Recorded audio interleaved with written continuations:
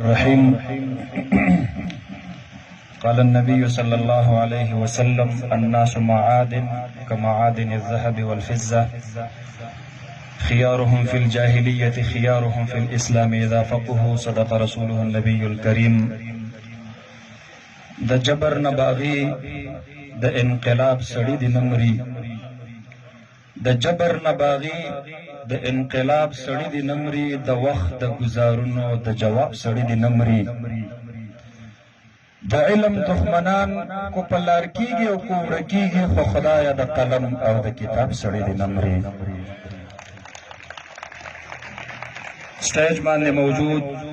ډیر درانه شملور عزتمن میلمانا د بنیر د مختلفو ګوندونو مشران پنډال کې موجود، د شمس بنیری صاحب خدای بخلی روح ته د عقیدت پرزونې پیش کوونکي ډېر درنو مسلمانانو رونو، زه ستاسو د نورو میلمنو په منځ کې حایل کېږم نه، خو صرف دومره وایم چې شمس صاحب هغه د علم، د پوهې، د فکر، د فلسفې، د ادب، د شعر و شاعرۍ او د حکمت په حقیقت کې یو شمس و، شمس نور و، د بنیر ښایست و، د بنیر ښکلا وه. لکه څنګه چې په دې شمس باندې بنیر نن روښانه دی، زمونږ په هغه شمس باندې د بنیر فکر و فلسفه، نظریه، د هغې مشن او پوهه، حکمت، ادب او شعر و شاعري دا د بنیر روښانه وه. بنیر کو یو طرف ته د علم په دنګو غرونو باندې روښانه دی، بنیر کو یو طرف ته د پیر بابا رحمت الله علیه د علم او د روحانیت په معراج باندې قیادت کوي، نو بل طرف ته بنیر د شمس بنیری صاحب په شکل کې په فکر او فلسفه او په شعر او شاعرۍ باندې هم راج کوي. خاد دی وي یا باد دی وي، زمونږ د دغې مرحوم مشر روح دی تل آباد او خاد وي. پښتو کې متل دی: سل دی ومره یو دی ممره. د دې یو په مرګ باندې ډېره زیاته خلا راځي. हजारों साल नरगस अपनी बेनूरी पे रोती है, बड़ी मुश्किल से होती है चमन में दीद और पैदा. څوک چې د خپل فکر سره وفا کوي، د خپل نظریه او د خپل مشن سره وفا کوي، خپل ځواني هغه د خپل فکر دپاره په قید و بند کې تیره کي، هغه په جلا وطنۍ کې تیره کي، هغه په پردو وطنونو کې تیره کي، هغه زنځیرونه او زولنۍ قبولې کي، خو د فکر غلامي نه قبلوي. د هغې نوم دی شمس بنیری صاحب. زه ډېر زیات د هغې خدماتو ته د بنیر د علماو د طرف نه، د پوهانو د طرف نه، د اسلام پالو د طرف نه، د اسلام پسندو د طرف نه زه د هغې خدماتو ته سلام پیش کوم. او باید دا پکار ده چې داسې شخصیات هغه په قام او په ولس کې د هغې ذکر تذکرې ژوندی وساتلی شي، چې قوم ته خپل هیروز معلوم شي، خپل مشران ورته معلوم شي، خپل ملغلرې ورته معلوم شي. افسوس خبره ده زمونږه د ملک هر یو څیز د تباهۍ په لور روان دی، نو چرته زمونږه د ملک واکمنو تر اوسه پورې دا سوچ نه دی کړی چې دې قوم ته خپل قامي هیروز دا ورته وښایو چې دوی یې وپېژني. مونږ وایو ارتغرل د صلیبیانو خلاف ډېر لوی مشن کړی و، زمونږ په ځوان کل کې د هغې مقبولیت شته دی. پښتون دا من حیث القوم یو حریت پسند او یو آزاد قوم دی، دی چرته غلامي نه قبلوي. نو چې چرته هم د ازادۍ لفظ راځي دی ورسره لاس پورته کوي او زنده‌باد ورته وایي. خو دې قوم ته تر اوسه پورې خپل مشر معلوم نه شو چې زما په دې یوسفزي قام کې کوم اتلان تیر شوي دي، هغه څوک وو. کو د یوسفزیو د یو نر مجاهد، د یو غیرتي ځوان د هغې تاریخ دې نوي کل ولوستلو، پخپو کې ورته سر ارتغرله دا ورته لوګې کومه خو چا د دې قام د ملي مبارزینو د ملي مجاهدینو د هغې تاریخونه یې ولوستل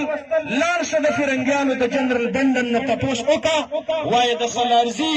او د ګدیزي او د شیزي او د بونیر قام درله کومه ماته درکړې وه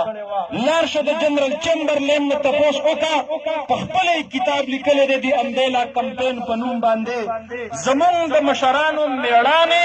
د فرنګیانو بیان کړي دي خو مونږ دومره بدبخته بدقسمته قام یو چې مونږ د خپلو مشرانو مېړانې چېرته خپل اولس ته او چېرته خپل نوي کل ته په خپله باندې نه دي ښودلې دا که د مغلو جبر و یوسفزو نه دی قبول کړی دا که د فرنګي جبر و دا یوسفزیو نه دی قبول کړی د بونیر هره دره د ازادۍ او د حریت د مجاهدینو د قبرستانونو نه ډکه پرته ده کو بونیر ته څوک په کړاکړ باندې راځي نو د فرنګیانو سره د مقابلې ډغرې کو په کینګرګلۍ راځي نو د نانسیر په قبرستان کې نن هم د جنرال بخت قبر دی څوک چې د سید احمد شهید د هغه د حریت او د ازادۍ د لښکر د هغې سپاسالار و څوک بونیر ته د ملندرۍ په لار راځي نو په هغه ځای کې د بیربل په قیادت کې راغلی د مغلو فوجونو د اکبر د فوجونو 440 زره ککرۍ او د هغې اډوکي ګواهي ورکوي بونیر چا نه دی قبضه کړی بونیر د پښتنو بونیر د حریت پسندو بونیر د ازادي پسندو د هغې خاوره ده بونیر ته که څوک راننوځي او هغه د چغرزو د هغې په شهیدو سر باندې راځي نو په ټانګوړه کې او په بټاړه کې نن هم د هغه وخت د 1863 د ازادۍ او د حریت د مجاهدینو قبرستانونه دي لاړ شئ وګورئ د ازادۍ په دغه حریت پسندو په قبرستانونو باندې سلامونه پیش کړئ خو د امبیلې په طرف راځي زما مشر د قتلګټ خبره وکړله د بونیر ځوان ته د قتلګټ تاریخ نه دی معلوم ځوانه قتلګټ په بونیر کې د امبیلې د چک پوسټ سره بره هغه یو ګټ دی په کوم کې چې د جنرال چمبرلین سمیت فرنګي 7,000 فوجیان د بونیر د غیرتي اولس د لاسه د هغې لاشونه دا په تابوتونو کې بند شوي او برطانیې ته په تحفه کې لیږلي خپل تاریخ مونږ نه دی لوستلی خپل تاریخ مونږ نه دی کتلی بونیر ته کو د چنګلۍ په طرف باندې راځي بونیر ته کو د درمایي په طرف باندې راځي نو هلته د هغه وخت د سید احمد شهید او د شاه اسماعیل شهید د هغې په قیادت کې چې دې غیرتمندو پښتنو کوم د ازادۍ تحریکونه چلولي دي او بونیر ته کو د باباجي کنډو په طرف باندې راځي نو لږ د دې کاڼو د دې بوټو نه پوښتنه وکړه یاد دي شي هغه وخت چې تورنګزو باباجي صاحب او باچا خان مرحوم دلته راغلي وو دا قام یې پاسو دا اولس یې رابیداره راپاسئ او دې وطن له ازادي ورکوئ زه خو په دعوې سره دا وایم